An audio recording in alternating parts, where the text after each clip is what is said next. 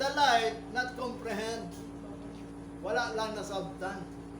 Mo bitaw na nga iyang gingon nga diin gisaad niya maghatag gyud sa pahulay nato. Anang pahulay nga dili nang pagtuo sa tao nga naalang sa minteryo nga diin butangan lang nimo ang lapid og RIP, rest in peace. Sigurado gyud siya mag-preach kay di naman siya magliho. Pero kining gisugo sa Ginoo ROP ni Rest of Peace diya sa pagpangalagad sa Ginoo. Kinahanglan makabatud tag kalinaw. Ay kung di ta magkabatud kalinaw, unsa na nato pagkatubang ining Great Tribulation. Mo bitaw ni kining persecution. I-persecute na niya mga tao. At muna wa nila gi-persecute eh. Katong panahon sa bandage, wala man to na persecute. Nagtuman lang to sa mga sugo sa balaod atong una. Kaya naaman sila under sa balaod sa Ehipto. Di, na-bandage sila. Unya kang balaod sa Ehipto, mauna nga sila, himuon Diyos lagi slave.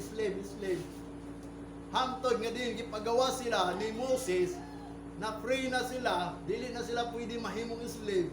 Pero sa ilang pagpadayon, nga din si David unta gitagaan na ugwe nga sila naanay Ginoo nga nagdumala nga din si David nagpalo na kang sa Ginoo nga din nahimo siyang great nation, the great king. Nga din ang Ginoo kauban niya, why nakapildi niya? Nya kay nawala naman si David hangtod si Solomon nga din hangtod nga ibiya sila sa pangalagad sa Ginoo mo tong nakaptive sila.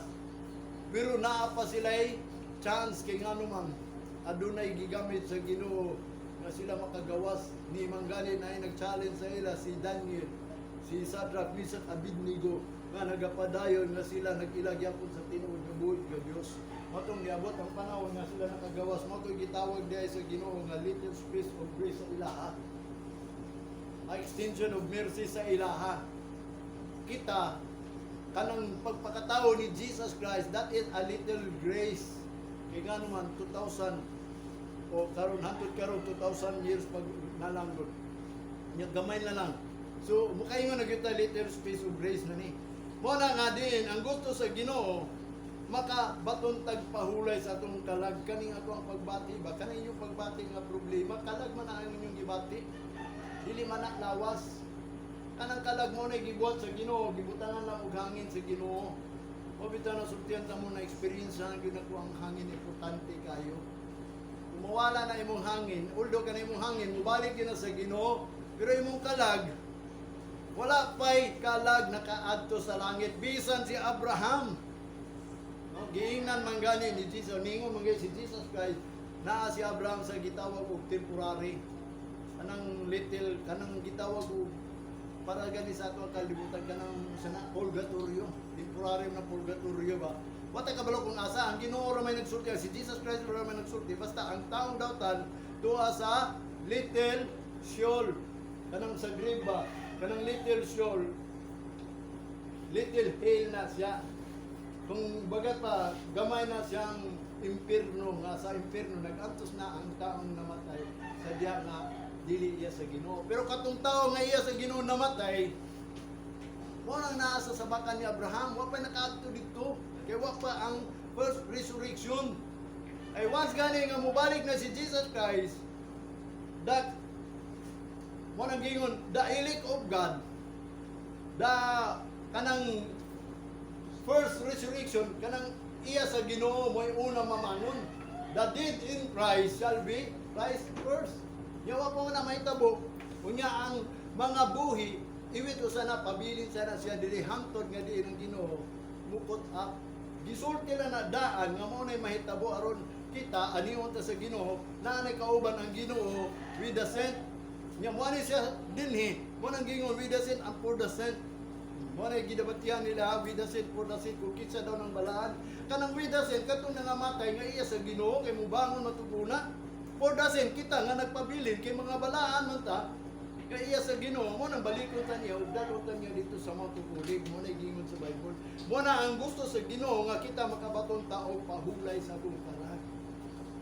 Rest of peace kanang ningon si Jesus Christ, come unto me all ye labor and I will give you rest.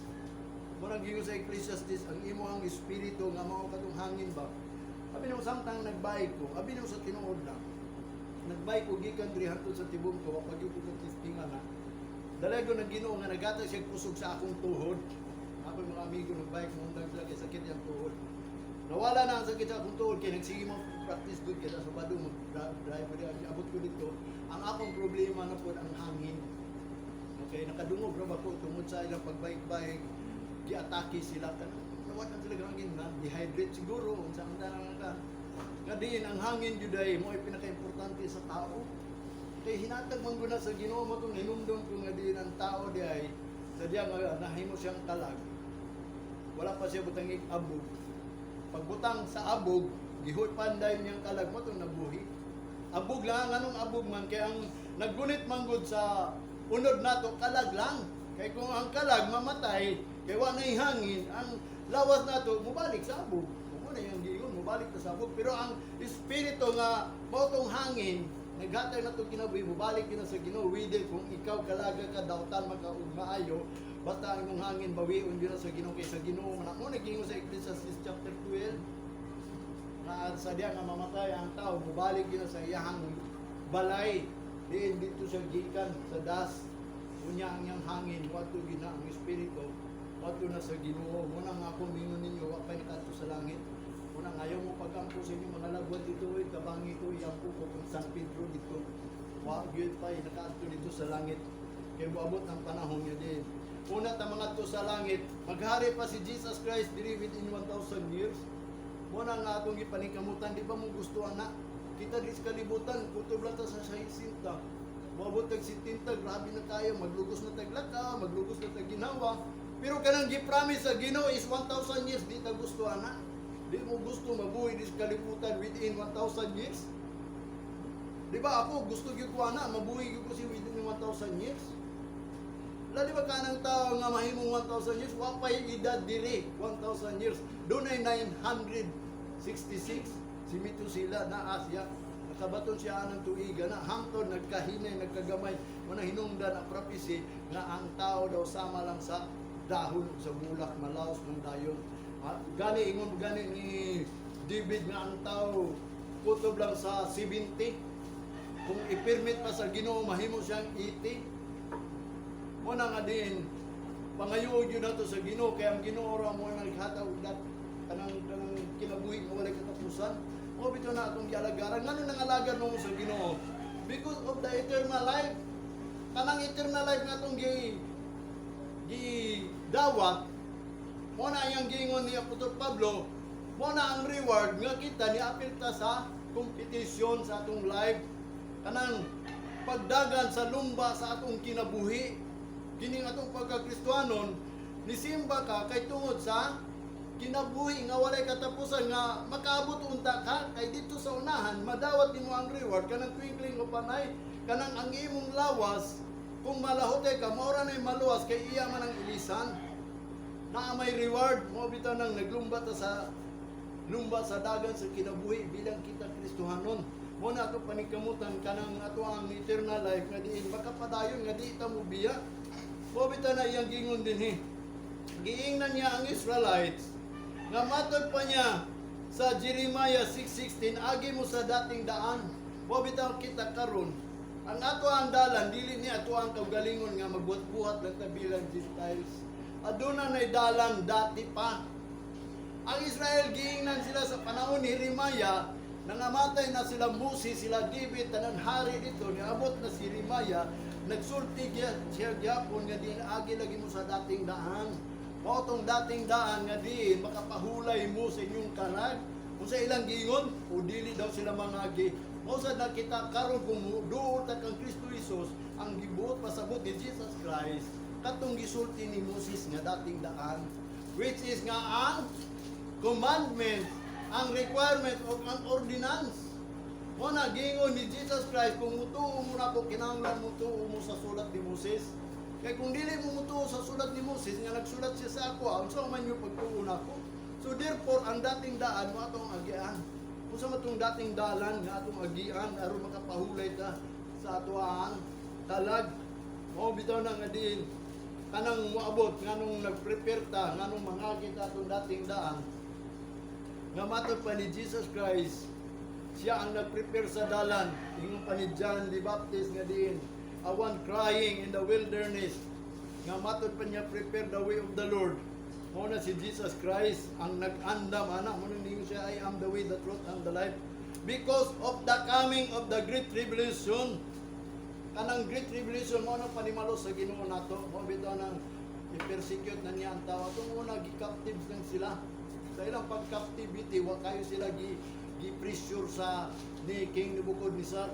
Kaya nga naman, amigo man niya si Daniel, amigo man niya si Shadrach, Meshach, Abednego, gihimo niya mga gobernador dito sa lugar, pero kay doon na may nagsilos, potong gibuhatan o mga balaod niya din, ang muampo gani dito sa Ginoo sa langit, dili mo ampo kang King Nebuchadnezzar, motong ihulog sa layon din, motong nga gipakita ni Daniel, sa Meshach nga di sila muyukbo, kaya nga naman nasa sila yung buhi nga Diyos na ilahang gialagaran. Moto ang mga pamalao dito, pero dili sila pressure, kaya nga naman, nakaptive sila magod sila. May katungod sila nga dili sila mutuman o mutuman o dili mutuman, pero kung dili mutuman kang King Nebuchadnezzar, mo lang gingon nga masugba sa kalayo o adto sa lions den. Pero karon sa tinuod lang, giprapisi na dadaan ni Jesus Christ kanang great tribulation, mo persecute na gyud na sa mga tao na nalagad sa Ginoo. In my name, they will persecute you. O bitanang ningon siya, woe unto the pregnant, kay nga naman, katong naay mga babies, kay nga naman, ma-persecute man ka. Kaya kung sa may pagkaon mo sa imong anak, may kabot anong panahon, o bitaw na nga, mag-ampo kita, mo bitaw na nakaingon yung nga ang mga pastor karon na malit na mga yuta sa bukid. Kay naamang gigingon dito sa Bible sa Matthew, ingon pa niya, kamong naa sa Huda, ato mo sa kabukiran, kanang Huda is syudad na, ato mo pagpuyo, kaya pagto umanggod sa tao, nga dito sa bukid, bisag minarkay na sila, pwede makatanom, maglagot mo. Mao man ang pagtudlot kung unang panahon, yabot man gani ang panahon niya din sa antang nagsimba mi sa panakan, nanuroy mi dito sa limiputan hangtod sa Maraguson kay mangita og yuta kay basin moabot ang panahon 2000 to kay basig moabot ang panahon dito lang sa tapuyo kay naa man sa Bible nga magpuyo ta dito kay bisag magpadayon ang marka makakaon ng gyapon ta nya magpaabot sa rapture mo na ang mga tao karong pagtulunan pero which is dili di na mao kay ang Ginoo ni ani siya aron paghatag nato kalinaw o kanang safetyness sa ato ang kinabuhi sa diya nga moabot ning great tribulation kay nga naman persecution ni kay giprapisi ni mismo ang Ginoo bisan pa ang Ginoo nag-ingon pa ni Jesus Christ sa Matthew 24 even my very elect bisan pa ang ilang mga pinili ang mga pinili nila makabig ni ining great tribulation mamarkahan jud sila kita pa ka nga dili ta very elect di man ta very elect ni join man nanta mo bitaw na nga di nag-serve sa pulong sa Ginoo kung unsa gyud ang kabubuton sa Ginoo. Nga naman tungod ining great tribulation mangandam ta sa Deuteronomy chapter 32 verse 35 nga matod pa niya dito nagsulti na daan si Moses to me belongs vengeance and recompense their foot shall slide in due time for the day of the calamity is at hand and the things that shall come upon them make haste dili magdugay ni ang moabot kanila mo na kay nabilong manggod sa Ginoo ang panimalos mo bitaw nang dili ta pa panimalos kay nga naman dunay giandam ang Ginoo panimalos mo nang giingon ni Amos nga prepare to meet the God kay sa tinuod lang panimalos gyud ang Ginoo gusto ba mo maapil sa panimalos sa Ginoo mo bitaw nang pangayoon nato sa Ginoo Lord asa man mi mo adto kay di man mi gusto nga ikaw manimalos na mo ang Leviticus, nagsulti po na siya kung kinsa iyahang panimaslan. Mao ni ang iyang giingon ngadto sa Leviticus nga ang iyang panimaslan. May nang masayod po ta kay basidig sila panimaslan nya kita mao po datong gibuhat nga katong mga tao nga gipanimaslan sa Ginoo. Mao po datong gibuhat di maapil ta sa panimalos sa Ginoo kay tibuok kalibutan gyud ni. Ingon pa niya sa Leviticus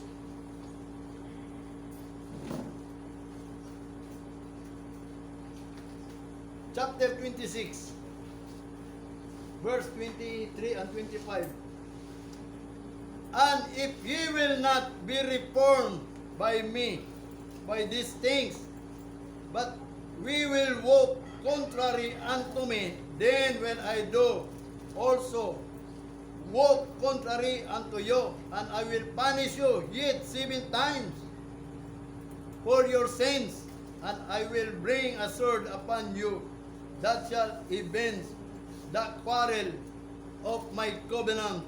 And when ye are gathered together within your cities, I will send a pestilence among you, and ye shall be delivered unto the hand of the enemy. O niyang gingon ha, sa diya nga kita not reform ba, and if ye will not be reformed, kung di daw mag-reform sila, at muna pa ni, pero kay disim yesterday and today and forever man, mausad niya ato ang tan-awon pod, mo niya atong sundon pod, kung di po ta mag-reform, ambot ato pasabot, na-reform man nata, kitsa may nagtudlo na ito nga na-reform nata. Ngawa naman si Apostol Pablo, huwag magwali nga din, huwag kay balo siya kung unsa gi kabubot, unsa Ginoo di. Labi na kung magwali ang magwawali, kung partial lang, mo bitaw nang nag-research na kung nitanan, naroon katong acceptable word nga din angay na atong pangandaman, mo katong buhaton. Kung sa mga ato ang buhaton, kung dili ta mag-reform, para nila, wa sila nag-reform, ang Ginoo mag-walk contrary. Then, when I do walk contrary unto you, and I will punish you 7 times for your sins. Pito kapituan sa inyong mga sala. Sa verse 25, and I will bring a sword upon you, that shall avenge the quarrel of my covenant. Kanang quarrel ba, kanang diawayan gani ang covenant sa Ginoo? Kinibatihan ba ang covenant sa Ginoo? Mo na hinungdan na break na lang. Sa ubang bersikulo o sa libro sa King James man siguro, New King James o sa uban, kanang nag-break sa covenant sa Ginoo ba, kanang wala nila tumana ang covenant sa Ginoo, kanang mga saad sa Ginoo ba, kanang covenant, the commandment, the ordinance, the requirements, kanang requirements kang mga Israelite ang require sa ila, kanang mga lagad gani sila kinahanglan mag-take oath. Kita ka nag-take oath ka ta, o bitan hinungdan ang tao mo absent kay ngano man wa man nanaan sa Ginoo. Mao po na ang covenant sa Ginoo, dili pod mugna sa iya, dili pod matuman sa iya kay wa man pud siya nanaan. Mao bitan ang mahimo ba di ang saad kung walay pagpakyas o apag walay agree, walay pag-uyon, dili gina mahimo. Mo na ang iyang panimaslan katong nagquarrel of my covenant, and when ye are gathered together within your cities, I will send pestilence among you, and ye shall be delivered unto the hand of the enemy. Karon nahitabo na ni. Mo nang mangayo pag ito sa Ginoo nga kanang pestilence nga naa sa gawas, kanang pandemic, dili na mosulod nato. Kung bitaw na hinungdan nga dili nato i-break ang covenant sa Ginoo, kung unsay sugo sa Ginoo mo nato tumanon. Mo na iyang gingon din sa Leviticus. Sa Roma, iyang gingon sa Roma chapter 12. Doon ay gisulti niya diri sa Roma chapter 12. Verse 16 to 21.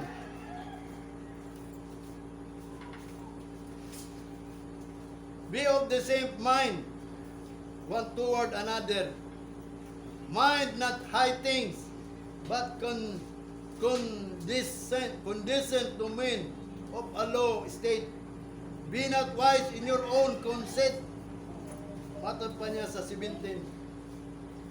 Ingo pa niya, recompense to no man evil for evil. Provide things honest in the spirit, in the sight of all men.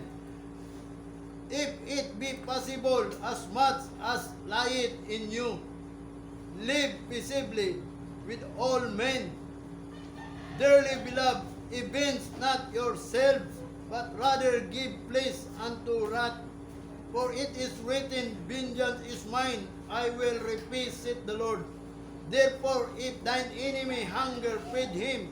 If thy thirst, give him drink. For in so doing, thou shalt heap coals of fire unto his head.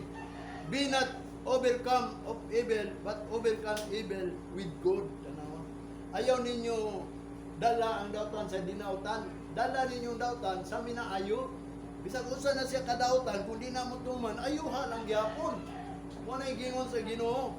Kay nga naman, ingon pa niya, recompense no one. Ayaw gyud mo pa nila malo sa uban.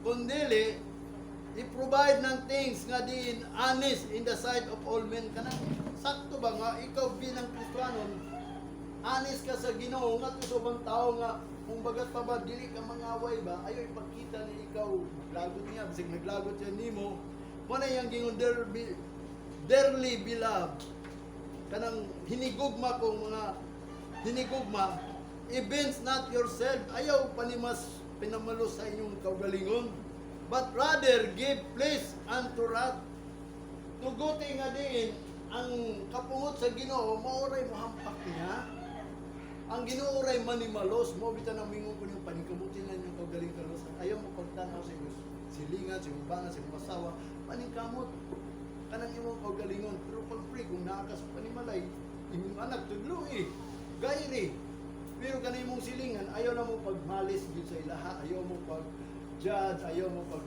criticize mo na gingon sa Ginoo kay nga naman love your enemy labaw sa tanan ningon siya ayaw ninyo hatagi inyong panimalos kundi ihatag ang kapungot sa Ginoo sa ilaha kaya ang Ginoo do nagyoy kapungot nga giandam anang great revolution mo na nga kita mangandam ta pinaagi iniyang gingon ni Apostol Pablo o bitaw nang sa Hebrew chapter 10 verse 29 to 30 kung sa man daw ato ang itawag ko kanang giplano ba inyong giunahuna nga punishment nga ihatag sa Ginoo sa mga tao nga di sila di mo tuman ingon pa sa Hebrews ato ni basahon ng Hebrews chapter 10 verse 29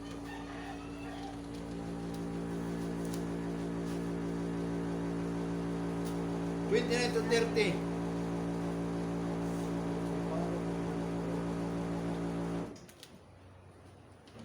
of how much sober punishment suppose ye shall he be taught worthy who hath trodden underfoot the Son of God and hath counted the blood of the covenant wherewith he was sanctified and unholy things and hath done despite unto the Spirit of grace.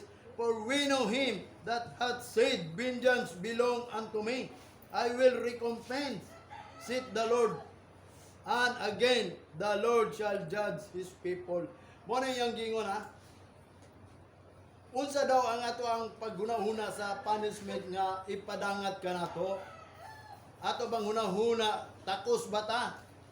Who that trodden underfoot kanang mga kanang gitumban nila sa ilang tiil ang anak sa Dios kanang ambot pasabot baliwala lang ba kanang si Jesus Christ kanang baliwala lang abi nimo si Jesus Christ ayaw ng person ni Jesus Christ sa tinuod lang si Jesus Christ mo nang pulong kanang gipangsulti ba diri sa pulong may tuod ni Jesus Christ kay siya may nagsulti kay ang will sa iyang amahan mo man ang gisugo sa iya gituman niya dinhi mo na iyang gipangsulti dili lang kay gipangsulti niya gibuhat yun na niya bilang nga din siya napakatao mo na kung atong gitumban siya dining ato ang mga tiil kanang Son of God unsa daw atong hunahuna nga ipanis sa imuha nga bagay nimo and hath counted nga matud pa the blood of the covenant kanang imong giisip ng blood of covenant nga matud pa niya wherewith we sanctify nga diin kita gibalaan ang blood of covenant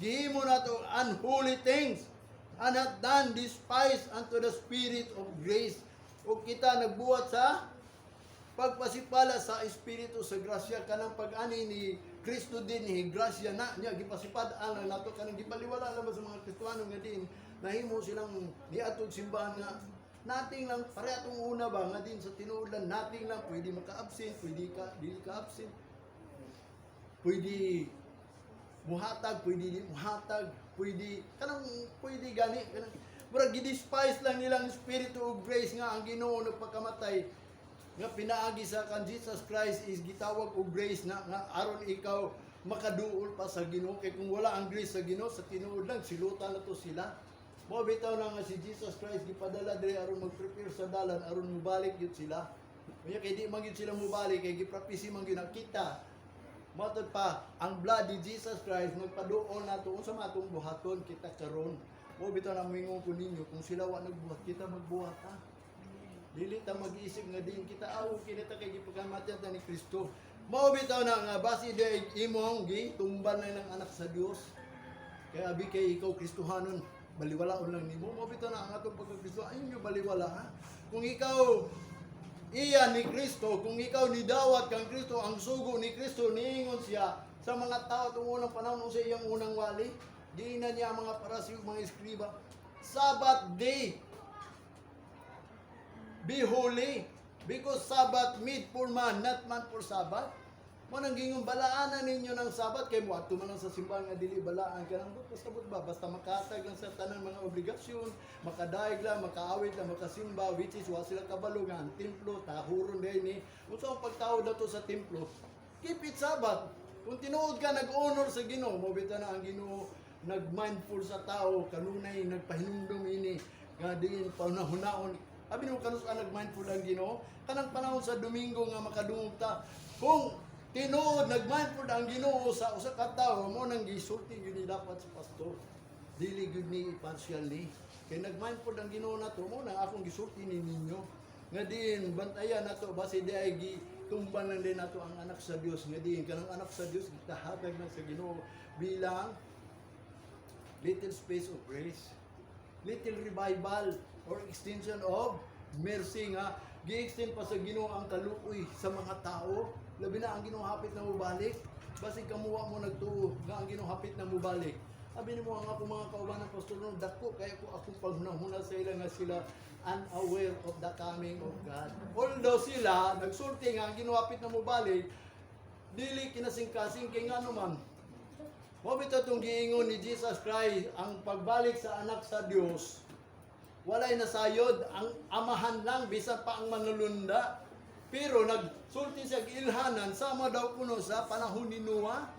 Nga gamay ray nakasulod sa arka because unaware sila sa pagtapos sa arka ni Noah. Nganong na unaware man sila because of the pleasure of this world. Kung imong tung tanawon tong giingon ni Jesus Christ, tungod kay ang ilang hunahuna nag-business, happy-happy tanan. Mo na gingon ni Jesus Christ nila nga halos nga wa sila naghunaw na nga ang Ginoo hapit na mobalik. Wa nila hunaw-una nga din ang arka hapit na mobalik. 120 years giingnan si Noah. Sigurado gitong gisultihan to sila. Pero wa nila hunaw-una nga hapit na di ay ang 120 years nga diin gibuhat ni Noah. Wa bitaw nang sa kadugay nga diin dugay man di ay mahuman na. Mo nang ningon ang Ginoo ha. Sa Matthew, ingon pa ni Jesus Christ, kung dili niya pamuban, wagi kalag, wala gyud lawas nga maluwas, walay tao maluwas. Kaya nga naman, laayan man, mo bitaw na ang challenge sa pulong sa Ginoo, who shall endure to the end, shall be saved. Mo bitaw na, gikinanglan nato ang long suffering, gikinanglan nato ang patient, kanang gentleness, meekness, goodness, kanang self-control, kanang dili talaayan ba? Kaya ang mulaw tayo may maluwas, mo bitaw na nga din kita wata kabalo basi day gitumban nato ni kanang baliwalaon nato ni labi na kung ipakagamay mo na ang iyang balusan apan unsa may imong hunahuna nga iyang ibalos mo na nagsulti siya even my very elect ma-deceive yun sila because of the great revelation. Mo bitaw na nga akong ingon kaninyo kanang pagbalik sa Ginoo aduna nay gitawag og panimalos mo nang gingon in the Bible. Ang pagbalik sa Ginoo is events na. Kanang si Jesus Christ mubalik ba? Mo na ang the day of God. Sa kalibutan, panimalos na, pero sa Ginoo reward na. Kaya nga naman, iya man ting dalun diri. Mo na nga din, kanang events, render or vengeance and recompense. Mo na panimalos sa Ginoo. And Matthew chapter 24, verse 21, mo na ningon siya, for then there shall be a great tribulation, such as not since the beginning of the world to this time, no nor ever shall be. O walay may tabo na. O kung may tabo na, dili na may tabo pag-usap kay nga naman, end of the world naman. Mo bitaw nang importante nga kita andam na taba, anang gitawag og great tribulation. Nausaw na to pagpangandam, kinahanglan mabatunan nato ng kalinaw. Mabatunan nato ang quietness in our life. Kanang mahilom ato ang life ba nga dili na ta mahadlok ana. Mabatunan nato ang safety ni sa Ginoo kanang mahimot ang safety ba nga bisa pag magkagubot ning kalibutan ang Ginoo naghata nato safety nga wagi may tabo nato kay mo man iyang promise. Mo bitaw na kanang great tribulation, ang meaning anang great tribulation diri sa Bible, that is affliction. Grabe ng pagbati na, grip na, mga kahiubos na ginanimo, mo nang gingon. Misery, mo nang gingon dito sa Bible nga ng tribulation, mo nang giprophesy sa mga propeta, misery na. Distress, anguish, calamity, oppression, persecution, sorrow, and suffering, and trouble. Trouble na gina. Mo nang magbantay kita na. Mo bitaw na nawatay laing gisaligan. Sa matong gisaligan, rapture, kinsa may nagpasalig nga ng rapture nga di ang plano sa Ginoo nga din kini mahitabo man gyud ni. Wa magay malaktawan, masayon pa ang kalibutan mahanaw. Matod pa kay kontra sa pulong niya kinang mahitabo gyud na. Mo na sa John 16:33 nga pa ni Jesus Christ. These things I have spoken unto you, that in me ye might have peace. And in the world ye shall have tribulation, but be of good cheer, I have overcome the world. Abi nimo kitang mga Kristiyano nata sa Ginoo dili nata angay madok ining mahitabo sa kalibutan. Although ang Ginoo nagplano ini nga di na do naging persecution gikan sa bondage, captivity and persecution. Mo na iyang gingon dinhi. Mag good cheer sa ta. Kanang maayo tang panimuot ba? Kay nga naman, na-overcome naman ni sa Ginoo ning kalibutan. Kung ikaw iya sa Ginoo, dili ka na mapildi kung mupalo ka sa Ginoo. Pero kung wala ka sa Ginoo, wala ka sa plano sa Ginoo nga diin ang Ginoo